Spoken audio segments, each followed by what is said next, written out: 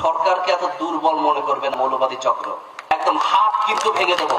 আপনি চাকরি করেন, আপনার মায়না দেয় ওই গরিব কৃষক, আপনার মায়না দেয় ওই গরিব শ্রমিক, আপনার সংসার চলে ওই টাকায়, আমি গাড়ি চলি ওই টাকায়।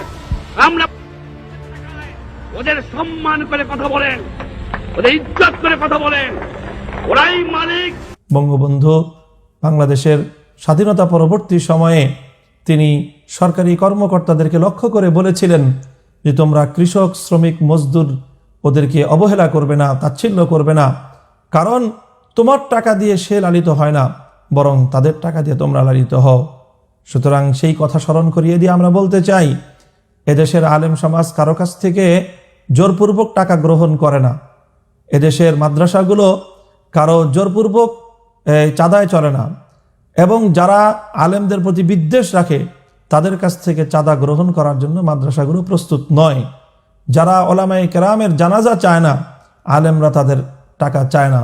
এদেশে অধিকাংশ ধর্মপ্রাণ মুসলমানরাই এমন নয়, বরং শতকরা 99% মুসলমানই এমন থাকবে যারা আলেমদেরকে ভালোবাসে, যারা আলেমদের জানাজা চায়, এবং যারা একথা বিশ্বাস করে না যে মাদ্রাসায় যারা পড়ে তারা সব গবেট হয়। সুতরাং এই যে কথা, এটি অত্যন্ত আপত্তিকর একটি কথা। রাষ্ট্রীয় একজন দায়িত্বশীল, রাষ্ট্রের একটি উল্লেখযোগ্য শ্রেণীর সাথে গোটা রাষ্ট্র সরকার যাদেরকে শ্রদ্ধার চোখে দেখে, যাদেরকে মর্যাদার চোখে দেখে, সেই আলেম সমাজের সাথে এই ধরনের মন্তব্য, এই ধরনের ধৃষ্টতাপূর্ণ কথা, এটি কোনো আইনের পোশাক পরিহিত দায়িত্বশীলের কাছ থেকে শোভনীয় হতে পারে না, কাম্য হতে পারে না।